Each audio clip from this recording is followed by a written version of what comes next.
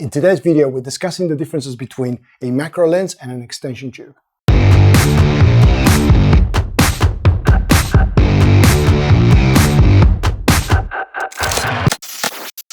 Hey everyone, welcome back to another video. Today we're talking about macro photography and the different options if you want to get started and maybe do a little bit of experimenting. Spoiler alert, there are two things or two options really as far as I'm concerned. You've got your dedicated macro lens and your extension tubes. Now let me just talk about the differences between these two. First of all, the lens is just it's a one-stop shop. You just put this onto the camera and then this lens will allow you to focus really close to your subject. That's what macro photography is, by the way. It's just the ability to come in really close, the minimum focus distance, if you like, to the subject, so you can get a really nice detail of, say, this pen. These lenses are great. This is the Canon 100mm 2.8. This is not the L series lens, it's just the regular one, and it works really well. The thing about these is that they're expensive, they're heavy, and they're not small, as you can see. And it is a bit of a niche lens, although it's not just for macro. You can use these. I shoot portraits with this, and it works really well.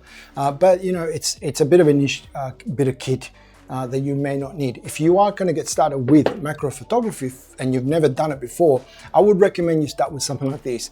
These are extension tubes, and what these do, they usually come in a set of 3, and they've got different sizes. And what they do is they allow you to bring the lens further away from the camera. And when you do that, just because of the way the optics work, you can now bring that lens right into on top of the subject, bring it nice and close to the subject, and it will focus. If I was to try and focus this now, I'd probably need at least a foot of distance between the subject and the camera. Otherwise, it just wouldn't focus. So what I would do is I would take off the lens. I would pick, say, I'll grab the middle one. I would fit that on just like you would fit a lens. Okay, so this is the Canon set of extension tubes. You have to buy specific ones for your camera. And then the lens would just be on, if I can just mount this right. Come on.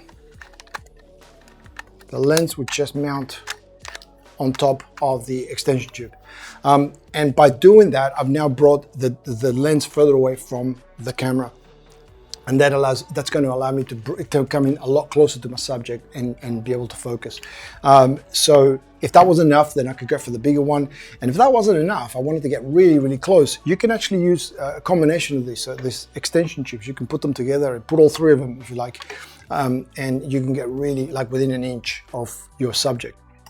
Now, something to be aware of is the further you move this away from the camera, the lens, you're pushing the limitations of the optics. They weren't designed for that, and you are going to see some degradation in the image quality. It's going to be softer. You're going to lose some contrast, maybe some chromatic aberration.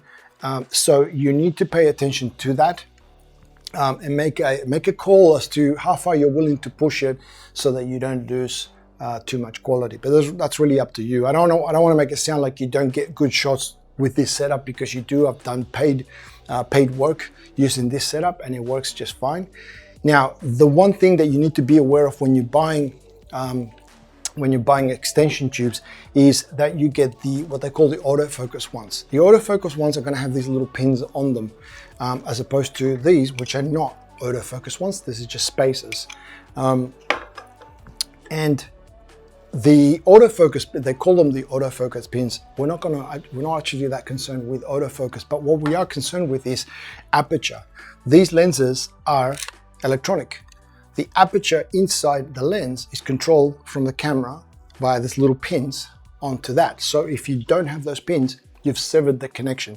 So that's really important to have the autofocus ones, so that you can go in there and change the aperture of your lens, because you're not going to want to shoot wide open.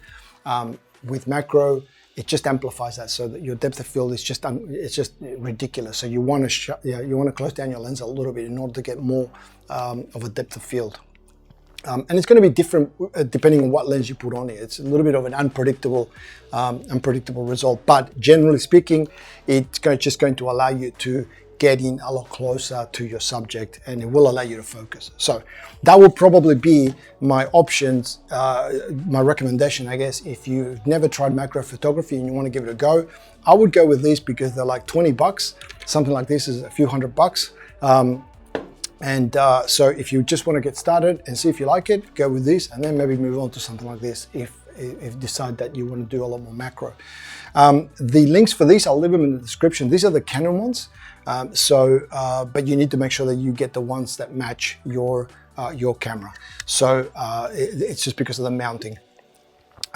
That is really it. What I'll do now is I'll actually put some photos that will show you the differences. So I've got some photos here shot with the dedicated macro lens, and then on the right I've got an image which I've matched up to be sort of as equal to the 100mm focal view as possible.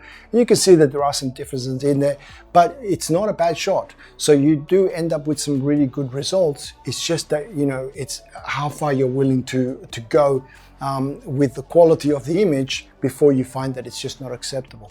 So that's the differences between a macro lens and an extension tube. Hopefully this is something that you found useful. If you did, please give the video a like, subscribe to the channel if you haven't already. It'd be great to have you on board. If you've got any questions, just leave them in the comments field. Thank you very much for watching, and I will see you in the next video.